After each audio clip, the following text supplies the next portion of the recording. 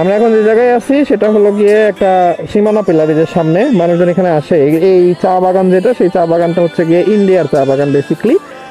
তো আমরা এখানে দাঁড়াইলাম, ওই যে কেলতুদা আর হচ্ছে গিয়ে আমি দাঁড়াইলাম। এই পাশেরটা আবার হচ্ছে বাংলাদেশের অঞ্চল, এইটা হচ্ছে ইন্ডিয়া, মানে এই পিলারের ওই পাশে। তবে মানুষজন নেমে এই পাশে চা বাগান ঘুরতে যাইতে পারে সাধারণত, কেউ কিছু বলে না। আর এটা হচ্ছে তেঁতুলিয়া যাওয়ার রাস্তা।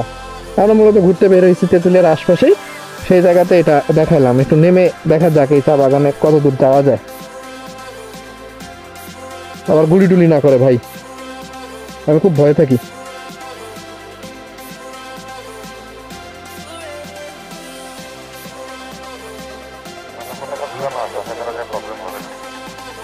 এই যে সাদা পতাকা ঝুলানো, এই যে এটা হচ্ছে গিয়ে পিলার বাংলাদেশ, এই পাশে ইন্ডিয়া, অ্যান্ড আমি পিলারের মধ্যে এখানে দাঁড়ানো।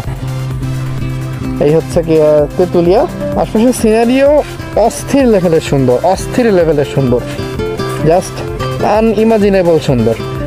তবে সমতলে চা বাগান, কোনোটাই পাহাড়ের না। চা বাগান বেশ একদম শুনশান, আশপাশে মানুষজন তেমন নাই। এটা সামনে হচ্ছে তেঁতুলিয়ায় যাওয়ার রাস্তা, এটা এই পাশে হচ্ছে পঞ্চগড়, এদিক হচ্ছে তেঁতুলিয়া।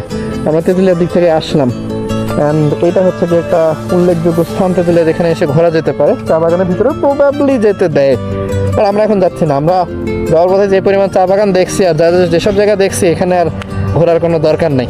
বাট চা বাগানটা সুন্দর। ওই যে দূরে হচ্ছে গিয়ে কাঁটাতারের বেড়া, ওই পাশে ইন্ডিয়া, এই পাশে বাংলাদেশ।